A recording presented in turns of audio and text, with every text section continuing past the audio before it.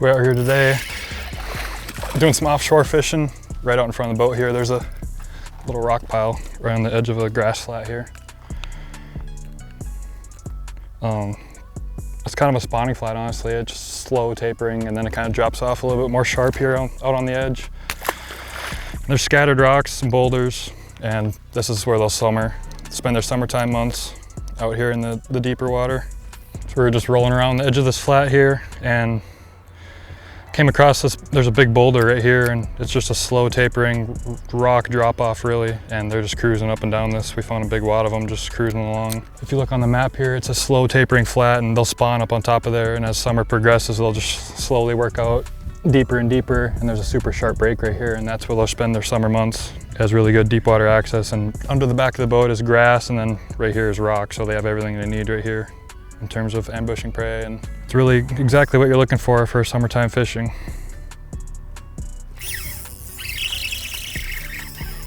Looks nice. Solid one.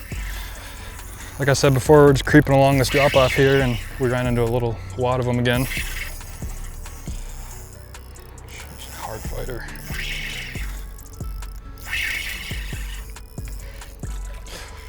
Oh, he shook my worm. Another solid one. That last little wad we were on got kind of smart to us, and they kind of left and went down the drop a little ways, so we just got on the trolling motor and went down 100 yards or so, and we ran into another wad, so we'll have to get a new worm, and they're under the boat still, so we'll be able to continue to catch them, I'm hoping. All right, Neko Rig is a super efficient bait for me. It's won me a lot of money, and it's a bait that you can throw in basically any lake across the country and get bit. And obviously, traveling all over the place, those are the baits that you want in your tackle box. Just, because I mean, I've been all over the country this year, and the Neko Rig has gotten bit literally every lake I've been to. It's just, you know, a bass eats a worm anywhere you go. But it's one of my confidence baits. I take it everywhere I go, and you know, you can skip this thing under docks. You can throw it in 25 feet like we're doing today. You can throw it in grass and just pull it through. It's a bait you can throw literally anywhere and get bit. So if you're looking to just go out and catch a bass, a Neko Rig is definitely something you need to pick up and give it a try for sure. So when I'm trying to find these summertime areas, I first sit behind my side imaging units back here. I have 2 Humminbirds. I'll side image this whole lake and really just try to find the high percentage areas where I think a school would set up. And then I'll jump up here. I'll put the Quest down, and once a school breaks up, then I can really relocate them with the Quest. You know, that thing goes 4 miles an hour, and I can really cover a bunch of water. It just helps me be more efficient when I'm trying to hunt down these schools. So that's been really nice for me this year, because I'm always moving fast, always trying to find new fish. So shallow flat up here, deeper water right here. And the reason the bass are out here, there's actually, if you look on the screen here, all this sparkling that's going on, those are all bluegills. So what happens is the bluegills migrate out deeper first, and obviously the bass are going to follow the food, so the bass will be hanging right near the gills. So once you see the gills out near the drop-off, there's a really good chance the bass aren't far behind. So that's one of the good indicators that the bass will be offshore, is when you see the gills out deeper. So I'll give you guys a brief rundown of my setup today. I'm using a 7-foot medium light rod. It's a Lew's custom light, and I'm using a custom light reel also, 8-pound braid to a 12-pound leader. I like to use a little bit heavier leader. There's been a lot of rocks around us, so just to make sure, in case that line rubs against the rock, it gives you a little extra security if that happens. Won't break off as much. But I like the medium light rod. It just, once you set the hook in them, you can see it has a pretty parabolic bend. They're really not going to come off once you get a hook in them. So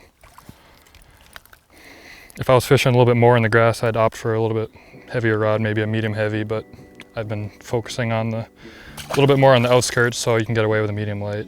And I tend to go as light as possible with my setups, just to be, it's super clear water out here. Just try to be as finesse as possible. You get a little more bites that way. All right, just gonna give you guys a brief rundown on what a summertime spot looks like on my side imaging. As I was saying before, we'll have the grass on this side, and then I'll transition to rock as it goes out into the basin. If you look on here, you can see on the left-hand side, there's a lot of good chunk rock, basketball-sized boulders. And then on the right, you can see some really good grass. It's a milfoil cabbage mix.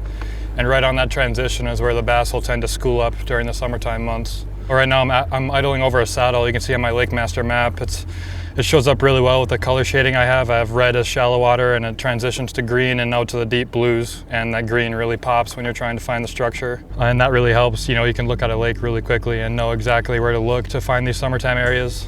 So on this particular lake, the grass goes out to about 15 feet, and I'll set the greens to, you know, the 14 to 17 range just to highlight that weed line. I'll idle in that depth highlight range to find the grass rock transitions to find these schools of bass. So we're coming up on the spot where I caught them at earlier here today. I'll stop the image here. So up here, it's all grass. You can see it's kind of dark and you can see the shadows of the grass line. And then you come over here, you can see the rock point. And actually right where the boat is sitting is where I caught the bass. You can see the grass on the right side and on the left side is straight rock. And you can see out here in the deep water, that rock line. The brighter it is, the harder the bottom. And the bass will almost always school on hard bottom in the summertime, at least in these northern lakes. On 2D here, you can see the bluegills. They kind of sparkle on the rocks there. And the recipe for success here in the summertime is find the rock weeds transition, and you know, bluegill always helps. So those are just some tips to help you guys locate offshore bass in their summertime holes.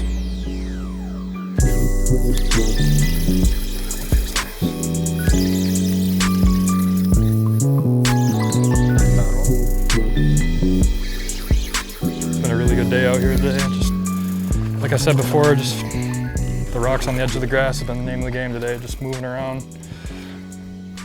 Covering water with the Quest, just keep finding new groups. Awesome day. But yeah, just make sure you stay on fresh fish, and if they do kind of die out on you, just try a couple new baits and you can fire them back up, and then once they die off again, you just gotta leave and go find new fish. So just cover water, stay on fresh fish as much as you can, and you should have a good day on the water.